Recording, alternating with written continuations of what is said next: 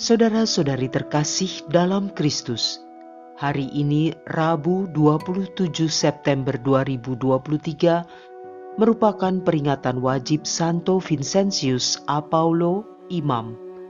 Bacaan dibawakan oleh Marieta Evelyn, Mazmur dilantunkan oleh Petrus Canisius Margo, dan renungan ditulis oleh Yohanes Kristanto. Selamat menekuni Sabda Allah. Marilah mewujudkan kebaikan bersama untuk hidup dalam damai dan sejahtera.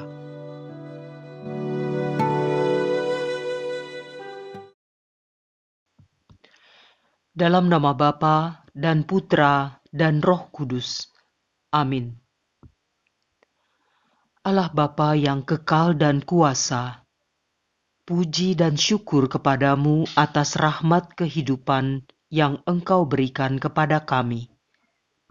Terima kasih Engkau selalu mendampingi hidup kami setiap hari.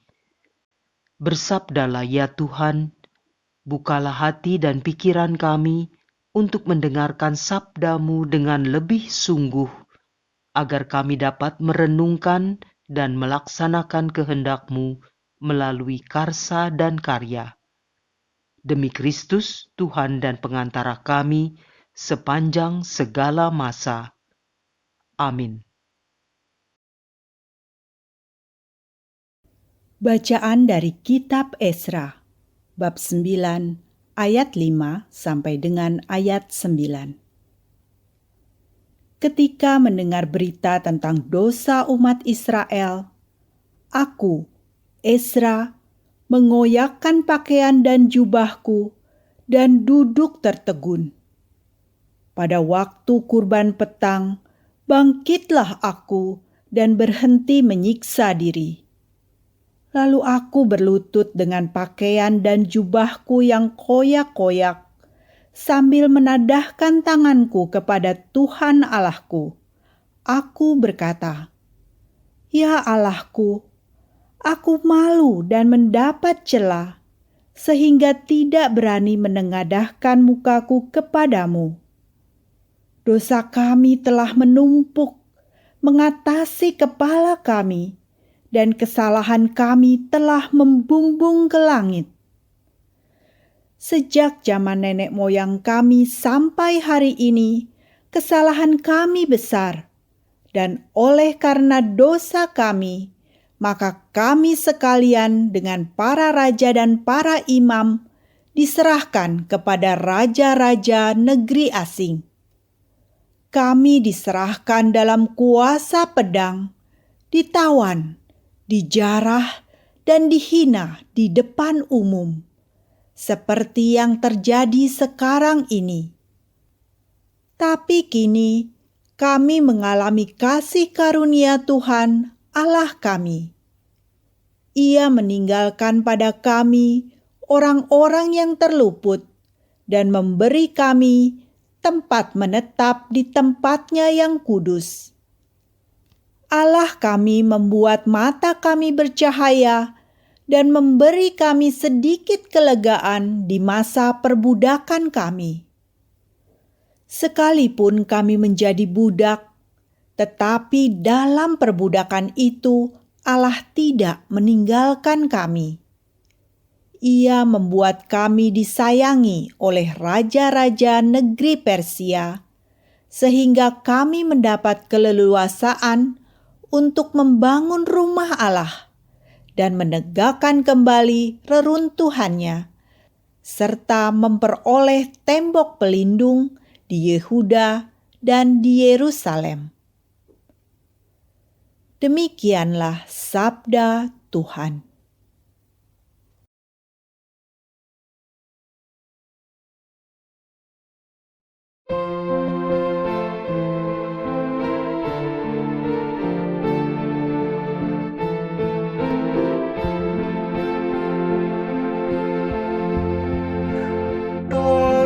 Terpujilah Allah yang hidup selama-lamanya.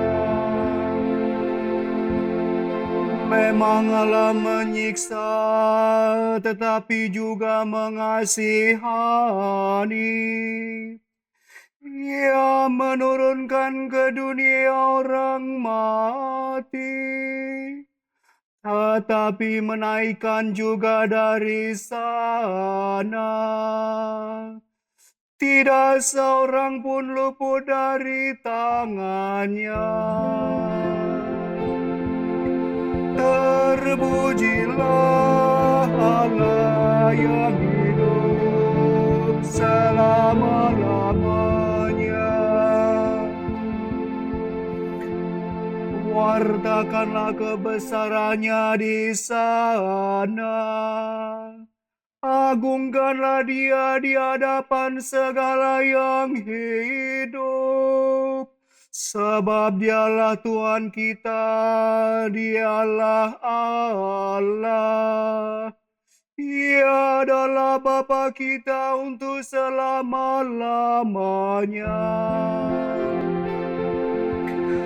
Terpujilah Allah yang hidup selama-lamanya. Jika dengan segenap hati kamu berbalik kepadanya, dan dengan segenap jiwa berlaku benar di hadapannya, niscaya Ia pun berbalik kepada kamu, dan wajahnya pun tidak disembunyikannya terhadap kamu. Terpujilah Allah yang hidup selama-lamanya. Pandanglah apa yang akan dikerjakannya bagi kamu. Muliakanlah Dia dengan segenap mulut. Pujilah Tuhan yang adil, dan agungkanlah Raja kekal. Terpujilah Allah yang hidup selama-lamanya. Aku memuliakan Dia di tanah pembuanganku. Ku nyatakan kekuasaan dan kebesarannya kepada kaum berdosa. Bertobatlah, hai orang-orang berdosa. Lakukanlah apa yang benar di hadapannya. Siapa tahu Ia berkenan akan kamu dan menjalankan belas kasihan kepadamu.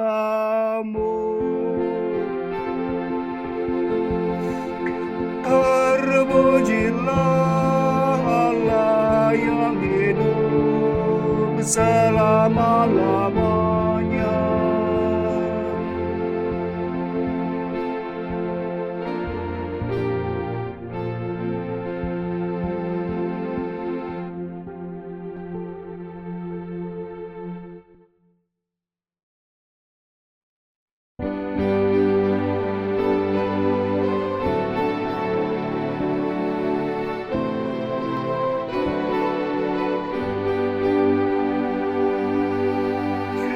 Haleluya, haleluya, haleluya, haleluya.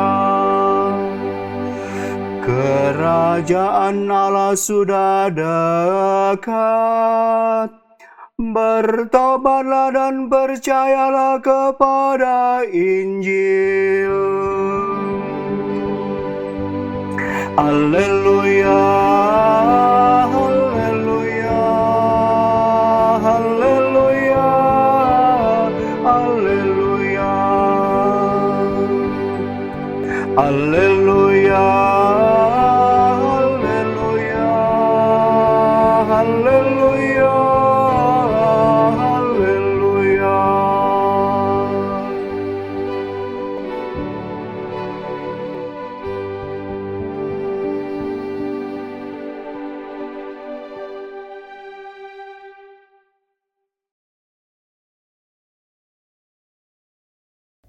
Inilah Injil suci menurut Lukas, bab 9 ayat 1 sampai dengan ayat 6. Sekali peristiwa, Yesus memanggil ke-12 muridnya, lalu memberikan tenaga dan kuasa kepada mereka untuk menguasai setan-setan dan untuk menyembuhkan penyakit-penyakit. Ia mengutus mereka untuk mewartakan kerajaan Allah dan menyembuhkan orang-orang. Yesus berkata kepada mereka, "Jangan membawa apa-apa dalam perjalanan. Jangan membawa tongkat atau bekal, roti atau uang, atau 2 helai baju.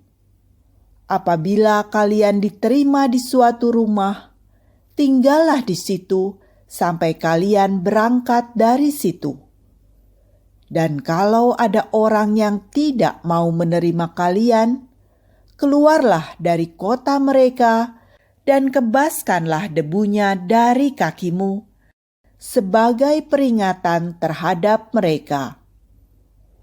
Lalu pergilah mereka dan menjelajah segala desa sambil memberitakan Injil serta menyembuhkan orang sakit di segala tempat. Demikianlah sabda Tuhan.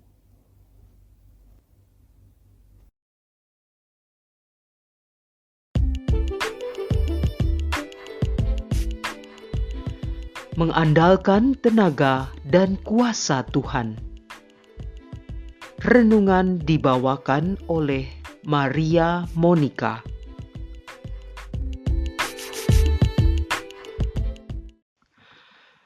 George Washington memiliki reputasi sebagai orang yang tekun berdoa dan selalu mengandalkan Tuhan.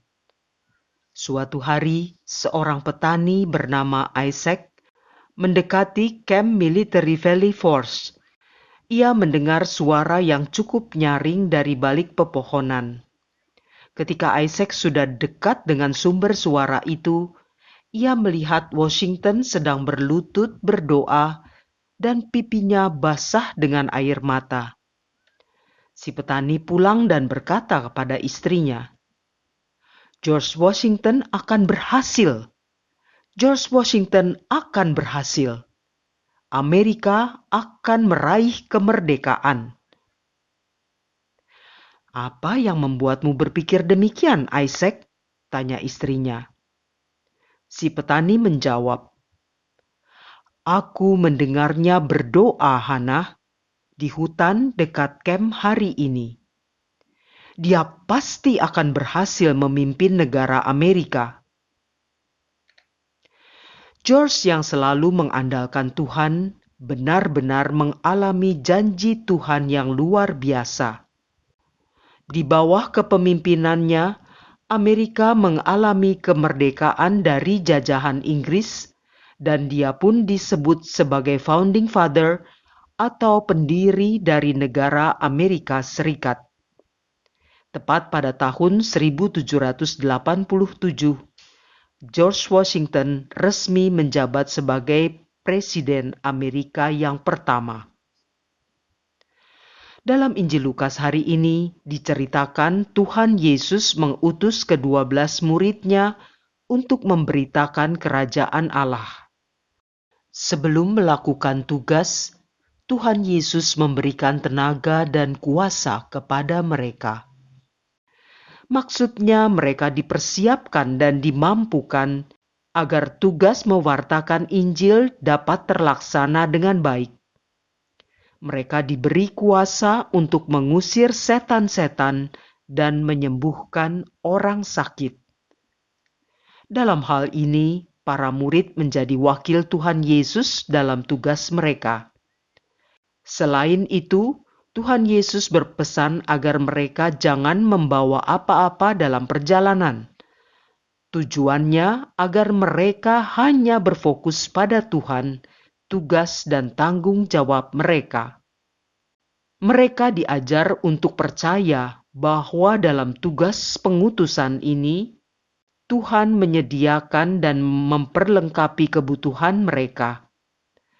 Singkat kata, mereka harus mengandalkan tenaga dan kuasa Tuhan saja. Sebagai orang Kristiani, kita adalah murid-murid Yesus. Kita mesti bangga dan bersyukur atas posisi kita di hadapan Yesus.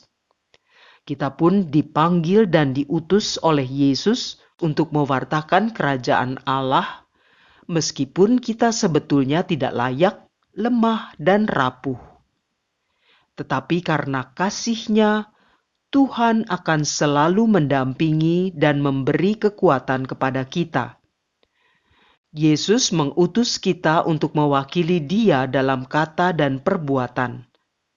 Yesus tidak hanya memanggil dan mengutus kita untuk mewartakan kerajaan Allah, tetapi lebih dari itu, Ia memberikan kita tenaga dan kuasa agar kita sanggup mewartakan kabar keselamatan dan sanggup memberi kesaksian akan kerajaan Allah kepada semua orang melalui cara hidup kita. Yesus bahkan memberi jaminan bahwa Ia akan menyertai kita senantiasa sampai akhir zaman. Sama dengan kisah nyata George Washington, Tuhan Yesus mengajarkan kepada kita untuk mengandalkan Tuhan dan kuasa Tuhan demi kebaikan dan kesejahteraan sesama kita, bukan untuk kenikmatan dan kemuliaan diri sendiri, sebagaimana yang ditawarkan oleh dunia. Marilah berdoa. Allah Bapa, terima kasih atas segala berkat dan rahmat-Mu yang sudah Engkau limpahkan kepada kami melalui firman-Mu yang baru saja kami dengar. Berkati kami dengan iman yang sejati, iman yang mengandalkan tenaga dan kuasa Tuhan dan melihat keagungan Kristus yang menggerakkan kami untuk sujud kepadanya, iman yang memampukan kami untuk meneladani hidup Kristus dan menggerakkan kami untuk mewartakan kabar gembira sehingga banyak orang beroleh keselamatan. Semua doa dan permohonan ini kami panjatkan demi Kristus Tuhan dan Juru Selamat kami yang hidup dan berkuasa bersama Dikau dan Roh Kudus sepanjang segala masa. Dalam nama Bapa dan Putra dan Roh Kudus. Amin.